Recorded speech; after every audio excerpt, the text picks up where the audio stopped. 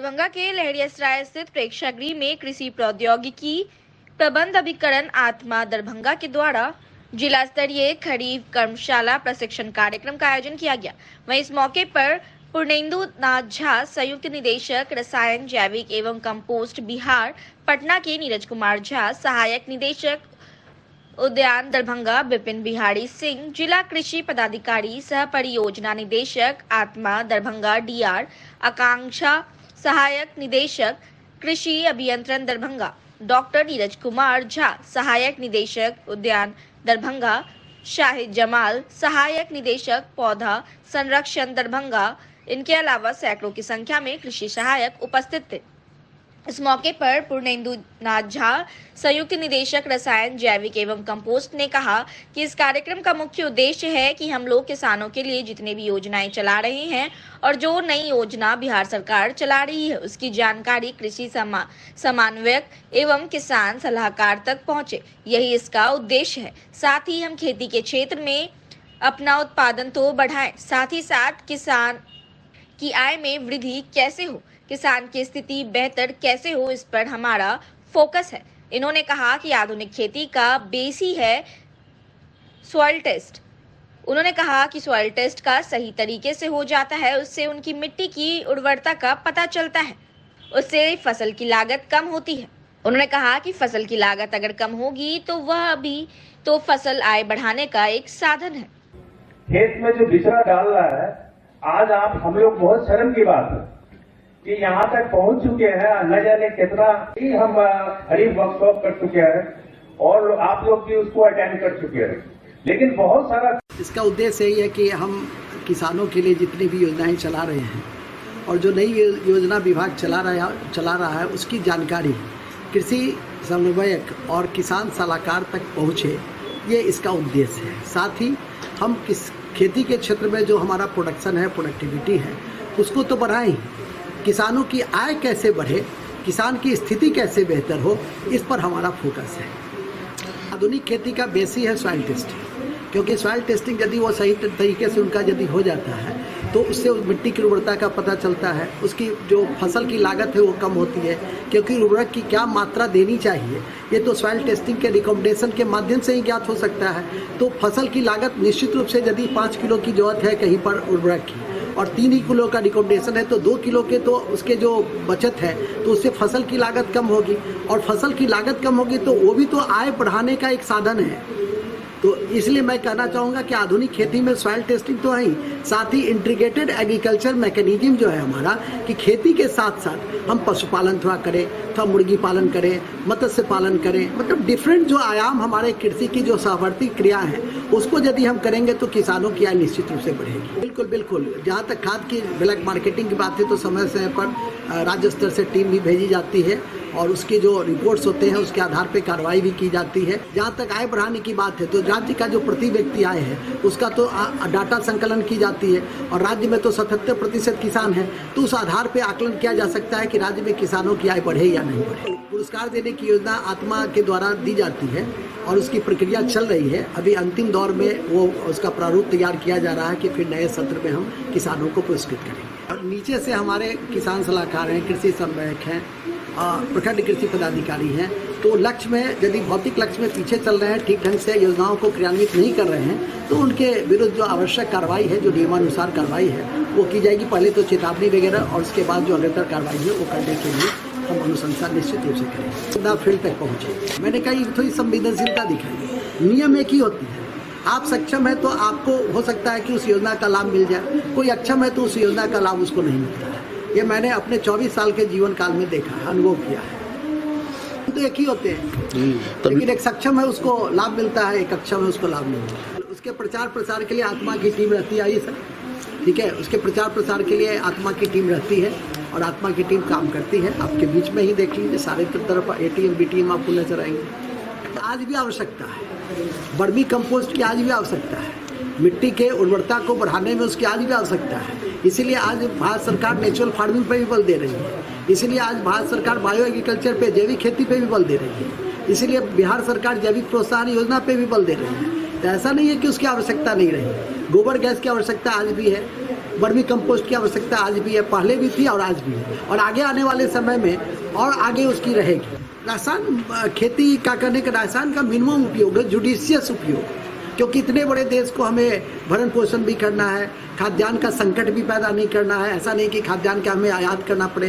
तो एक जुडिशियस उपयोग जो है वो करना चाहिए, जिससे हम अपने अस्तित्व को भी बचा सके, विरासत को भी बेहतर दे सके। और ये सब तो हम जो हमारी परंपरागत कृषि है उसको भी लेकर चलना होगा, आधुनिक खेती को भी लेकर चलना होगा। खरीफ महोत्सव हर वर्ष फसल वाइज मनाया जाता है। इससे पहले रबी में मनाया गया, अभी खरीफ में मनाया जा रहा है। इसका मुख्य उद्देश्य है कि फसल, चाहे खरीफ में धान हो तो धान में कई प्रभेद हैं, उसको सही प्रभेद ज़मीन के अनुसार कैसे लगाएंगे, इसमें यही सब बताया जाता है योजना सबके बारे में। दूसरी बात है, किसान जो है अधिकांश तो किसी भी योजना के बारे में जल्दी उनको नहीं पता चलता है, लेकिन खरीफ महोत्सव के बारे में जो भी स्टाफ हैं यहाँ के, चाहे वो पंचायत स्तर के स्टाफ हों, चाहे ब्लॉक स्तर के स्टाफ हों, वो यहाँ से प्रशिक्षण लेकर के अपने पंचायत में जाते हैं और जा कर के प्रत्येक किसान को बताते हैं कि खरीफ में समय के अनुसार बीज का चयन करें और अपने खेतों में सही से लगावें, ताकि उत्पादन दुगुना हो, लागत कम और उत्पादन अधिक हो। खाद के बारे में जानकारी दी गई है। सरकार का लक्ष्य है कि अभी केमिकल रासायनिक खाद से उत्पादन कम करें और केचुआ खाद हो गया, केचुआ खाद से वर्मी कंपोस्ट हो गया, और जो भी जैविक खाद का प्रयोग अधिक करें, ताकि उत्पादन भी अधिक हो और गुणवत्ता भी सही रहे और किसी उस पर साइड इफेक्ट लोगों पर नहीं पड़े। रासायनिक खाद के बारे में बताया गया है।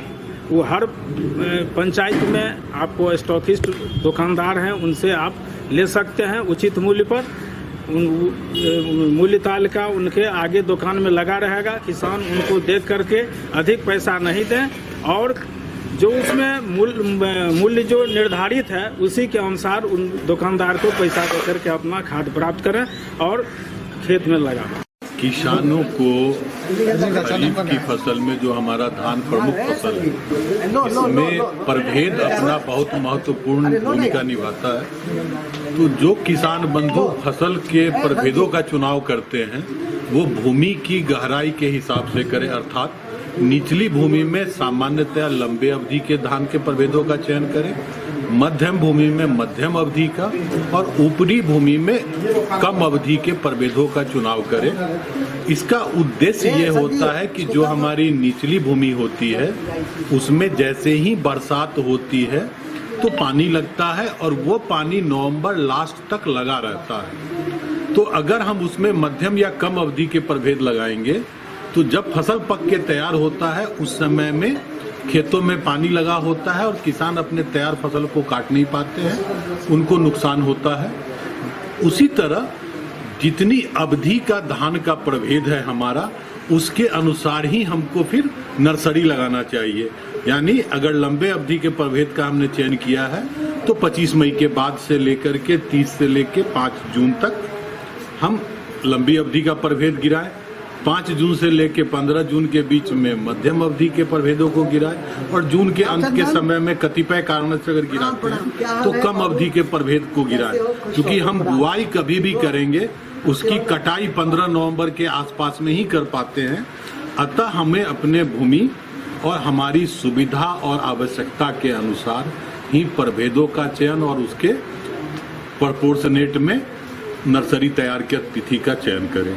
सामान्यतया धान की फसल में 7-8 तरह के ही रोग व्याधि लगते हैं। ये बहुत पुराने रोग हैं, नया कोई ऐसा रोग अभी संज्ञान में नहीं आया है। तो किसानों को थोड़ा सा जागरूक होने की ज़रूरत है कि अगर इस तरह के कोई रोग के लक्षण दिखते हैं तो अपने आसपास के किसान सलाहकार, कोऑर्डिनेटर या कृषि विज्ञान केंद्र के व्हाट्सएप पे भी फोटो भेज के उनसे जानकारी प्राप्त कर सकते हैं। सामान्यतया जानकारी न कह के जागरूकता के अभाव में 30 से 40% तक उत्पादन का ह्रास किसानों का होता है। यदि वो थोड़ा जागरूक रहेंगे तो अपने उत्पादन को अच्छा पा सकते हैं। और विगत 3-4 सालों में दरभंगा की उत्पादकता जो जागरूक किसान हैं वो 50 क्विंटल के आसपास में 40 से 50 क्विंटल तक धान का उत्पादन प्राप्त कर रहे हैं हेक्टेयर प्रति हेक्टेयर। दरभंगा के सिटी एसपी का मंगलवार को जनता दरबार लगा। दरभंगा जिला के विभिन्न थाना क्षेत्र से अच्छी संख्या में फरियादी पहुंचे थे। जमीनी विवाद से संबंधित मामलों की शिकायत लेकर, मारपीट, झगड़े आदि बातों की शिकायत लेकर फरियादी पहुंचे थे। नगर पुलिस अधीक्षक दरभंगा शुभम आर्या के द्वारा जन सुनवाई के साथ उचित कार्रवाई के लिए आश्वासन दिया गया।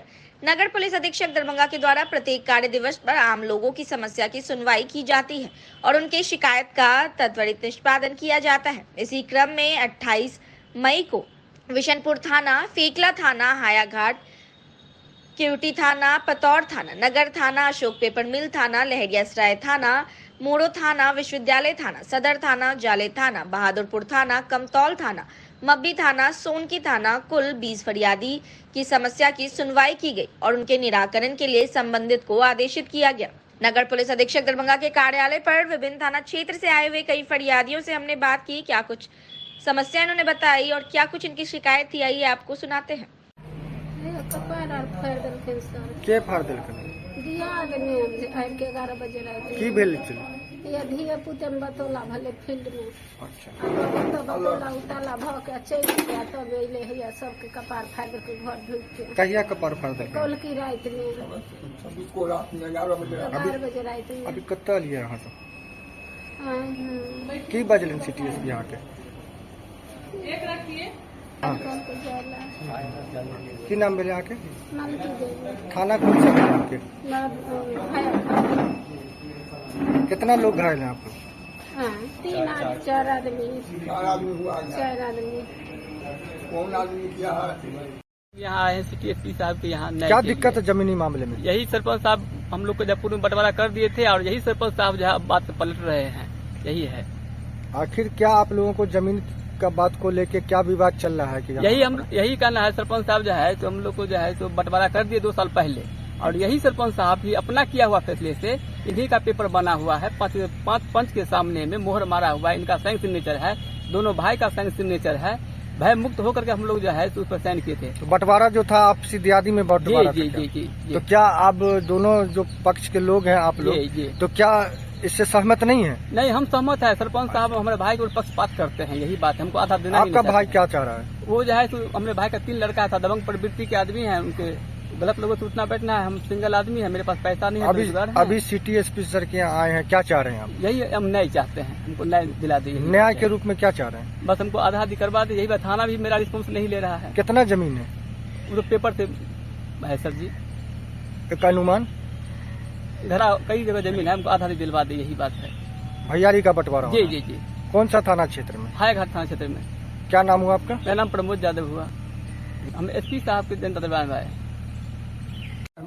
भोला साहब, भासू साहब, उसका 2 लड़का।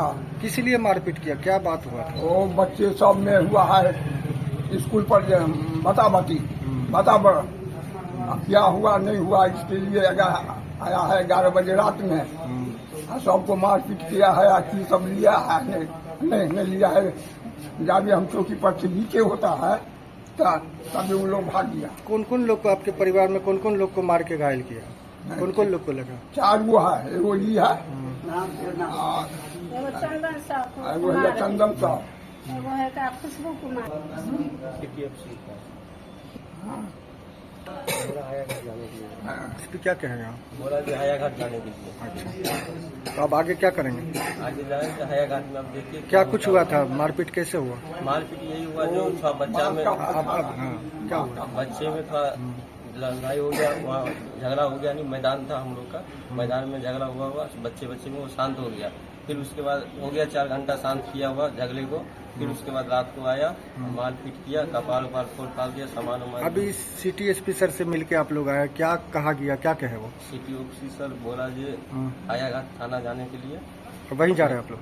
हम लोग वहीं जा रहे हैं। कितने लोग परिवार के साथ यहाँ आए आप? यहाँ हम आया हैं 6-7 आदमी। क्या नाम हुआ आपका? चंदन कुमार।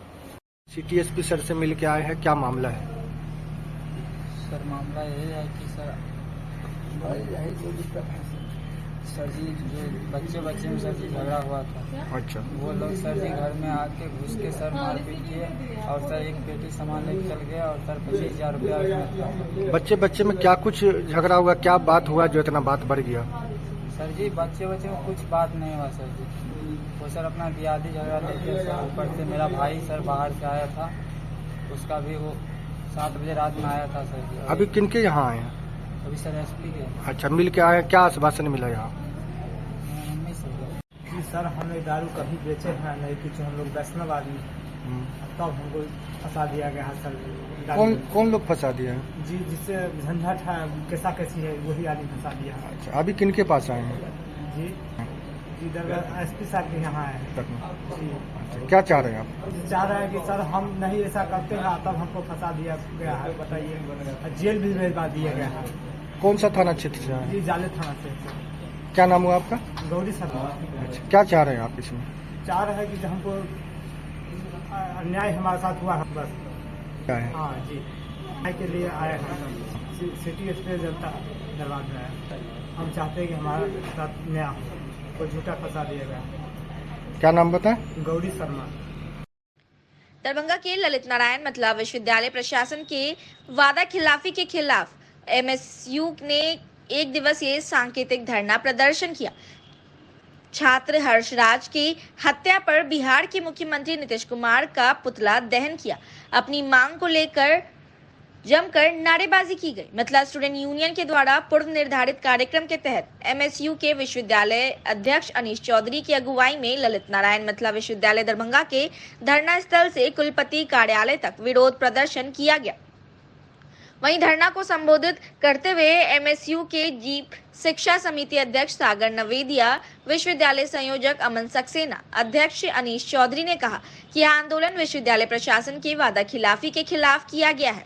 विगत 11 मार्च को एमएसयू के द्वारा विश्वविद्यालय में 15 सूत्री मांग को लेकर विशाल छात्र आंदोलन किया गया था।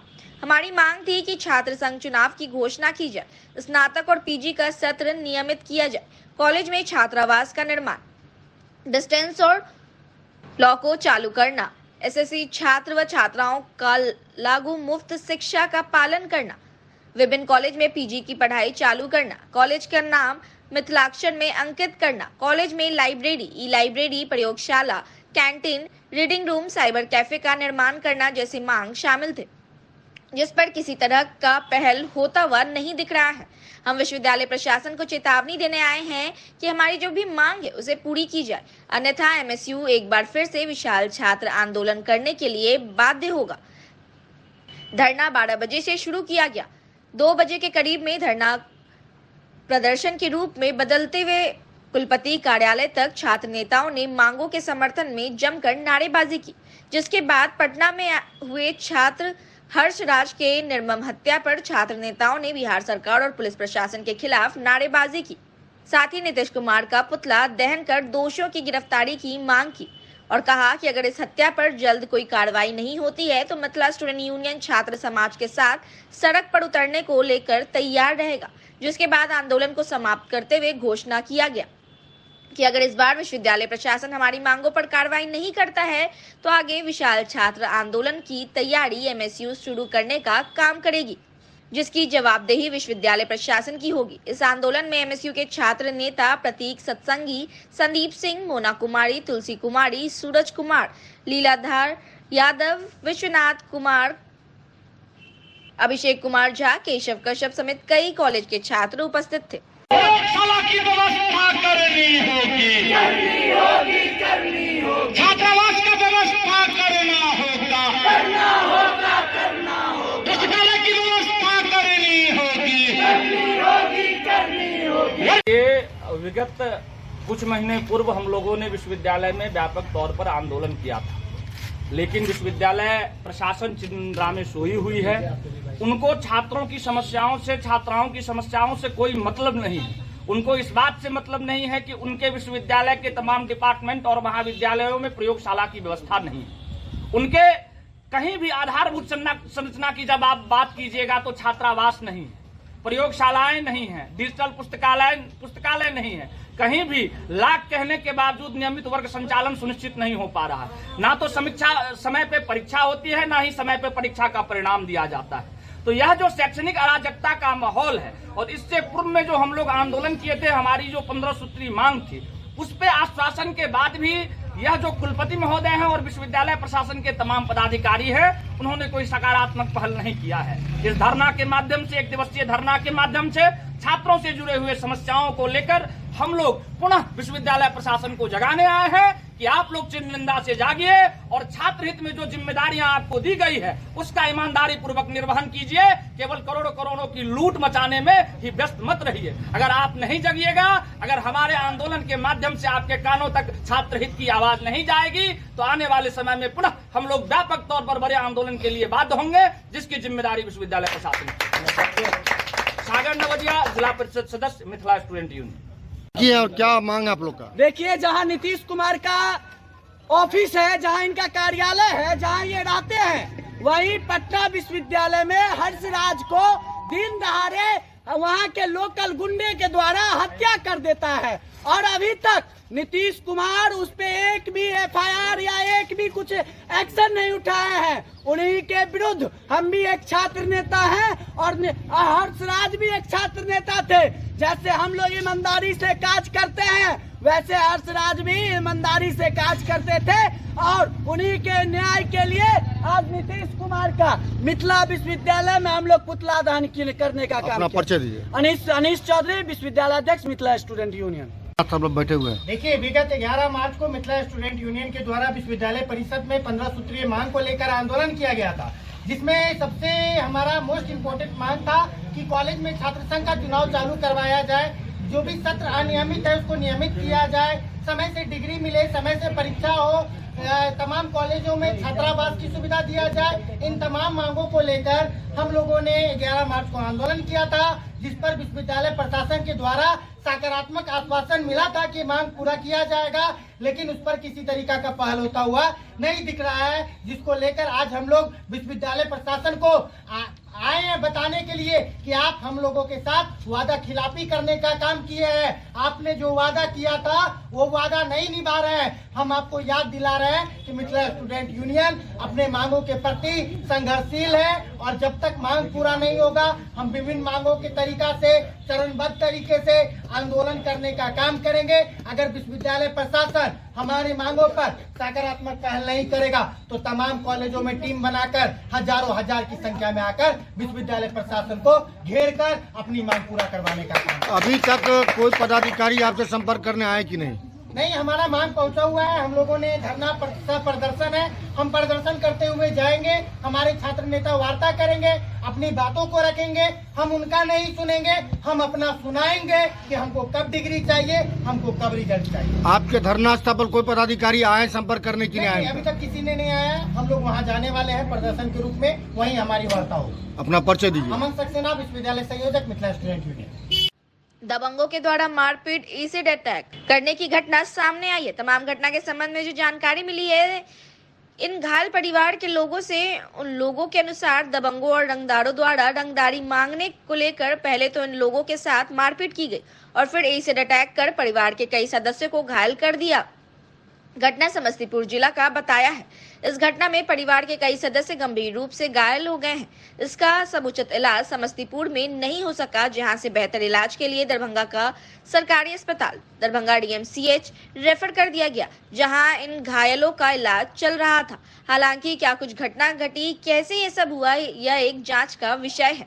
फिलहाल दरभंगा DMCH अस्पताल में इलाज कर रहे लोगों से जब मीडिया के लोगों ने पूछताछ की तो इन लोगों ने कहा कि दबंग और रंगदारों के द्वारा इन लोगों के साथ मारपीट की गई और एसिड अटैक कर घायल कर दिया गया, जिसमें कई लोगों को काफी चोट आई है और घायल अवस्था में ये लोग इलाज करा रहे हैं। दरभंगा DMCH पहुंचे, इन घायल से बात की तो क्या कुछ कहना था इनका, आइए आपको सुनाते हैं। कहाँ घर हुआ? बरोड़िया थाना उजियारपुर, जिला समस्तीपुर। क्या हुआ था आपके साथ? मेरे साथ क्या, एक गांव में एक आवारा लड़का है जिसका नाम है सौरभ कुमार। वो अभी वार्ड मेंबर है, मुखिया भी है। वो दिन रात दारूबाजी करता है, अपना संपत्ति बेच के सारा दारू पी गया। यहाँ पर अच्छा ना जिला में उसके बाद बदमाशी करना चाहे, बदमाशी करता है बहुत जगह गांव में, बहुत को लूट लिया। उसके डर से FIR भी होता है तो थाना मार दे करके वो आस पड़ोस पर कोई संज्ञान नहीं लिया। लेकिन उसके बाद भी हमारे साथ बदमाशी करना चाहा, हम नहीं चलने दिए तो हंसेरी जुटा के दिन को 4 बजे वो अपने हाथ में से लाठी डंडा लेके और आगे से मार को साले हम देखा एक भूल गया, भूलने के बाद मेरी पत्नी और बच्चा अपने सिर डाल के हाथ लगा दिया, हमारा हाथ टूट गया। चाचा का भी हाथ टूटल है, वो समस्तीपुर भर्ती है। चाची है उसका भी अंगूठा टूटा हुआ है, बेटी है वो भी वहीं भर्ती है। 6 आदमी जख्मी हैं। आज 4 दिन से वहाँ समस्तीपुर सदर अस्पताल में भर्ती थे, वहाँ प्रशासन अभी तक उसके अति पर अभी तक हम लोग को कोई संज्ञान नहीं लिया है। हमको वहाँ से नहीं हुआ, पेशेंट सीरियस थी, यहाँ दरभंगा रेफर कर दिए। हम अभी दरभंगा लेके आए हैं, यहाँ उपचार चालू है। क्या हुआ था आप लोगों के साथ?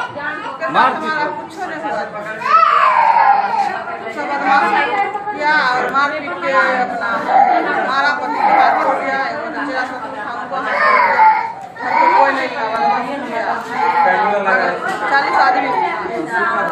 आपके यहाँ घर पर आया था क्या? आपसे कोई जाति दुश्मनी? बदमाशी करता है, रंगदारी लूटपाट भी किया है, रंगदारी करता है, रंगदारी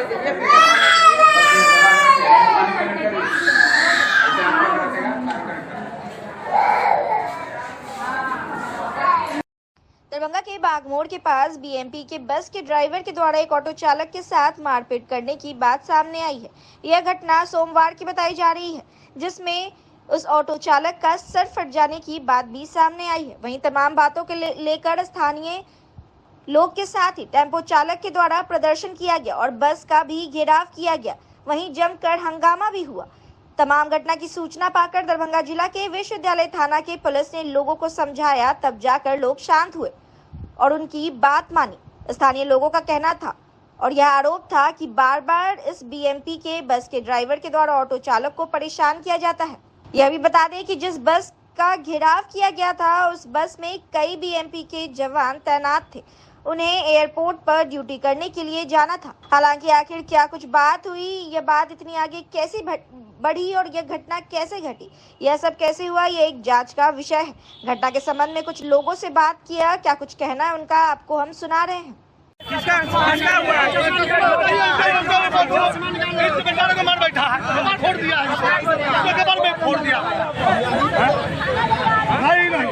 क्यों मारिएगा आप लोग? क्यों मारिएगा?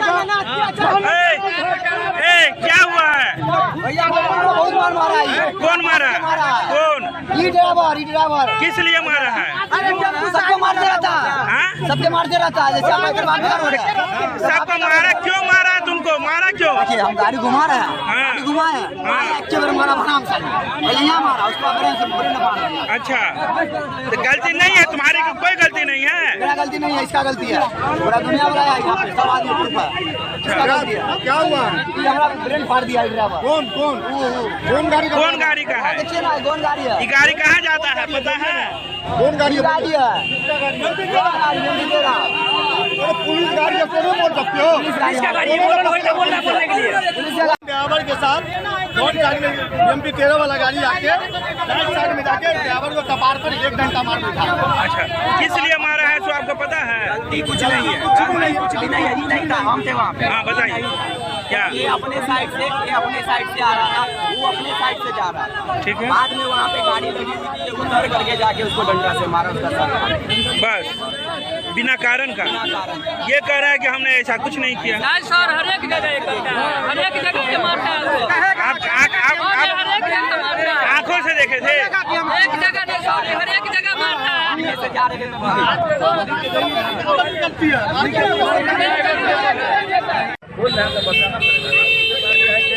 इन्होंने उस तरफ भागा है, सरकारी बस में ठोका है, उसमें इनका मूड़ी में चोट लगा है, हम गिरे हैं। हम उनको टेम्पो में 2 छड़ी मारे हैं, इनका भी करने लगा। अच्छा जी, यही बात है। हुआ क्या है? ये मोड़ पर गाड़ी लगाए थे, हम आ रहे थे ना, हम इनको बोले थे आधा बोलने लगे। उसके बाद गाड़ी ठोक दी में सरकारी बस में चोट लगा है, हमने गाड़ी के किसको चोट लग गया? किसको चोट लग गया? Tempo driver. आप पर आरोप है कि आप डंडा से उसको मारे हैं। अच्छा आप ये लगाने का तो चोट लगा। अच्छा कहाँ जाते हैं आप एयरपोर्ट? अच्छा जो लोग इन लोग का आरोप है, इस संबंध में क्या कहना है आपका? कहाँ से लेके जाते हैं? हमारा पर दोषी दे रहे हैं तो हम गलती मान रहे हैं। आरोप लगा रहा, आपने डंडा से मारा इनको? डंडा से मारने की बात साहब हमने काहे मारेंगे सर? क्या नाम है? हमने मारे। क्या नाम है? क्या नाम है आपका? क्या नाम है आपका? क्या नाम है आपका? कहाँ के ड्राइवर हैं आप? कौन विभाग? पदस्थापना आपकी? कहाँ से लेके आते हैं इन लोगों को? बीएमपी से कहिए ना, बीएमपी से। 27 व 28 मई को सदर अनुमंडल कोतवाली थाना द्वारा रात्रि गश्ती के क्रम में म्यूजियम गुमती के पास वाहन चेकिंग की जा रही थी। वाहन चेकिंग के क्रम में एक मोटरसाइकिल को रोका गया और मोटरसाइकिल पर सवार 2 व्यक्तियों की तलाशी ली गई। तलाशी के क्रम में एक देशी कट्टा और 2 जिंदा कारतूस के साथ एक चोरी की गई एक मोटरसाइकिल बरामद की गई। इन पकड़ाए हुए दोनों अभियुक्त चंपन कुमार और गौतम कुमार काकरघाटी थाना सदर जिला दरभंगा के रहने वाले हैं, जिनको गिरफ्तार कर अग्रिम कार्रवाई की जा रही है।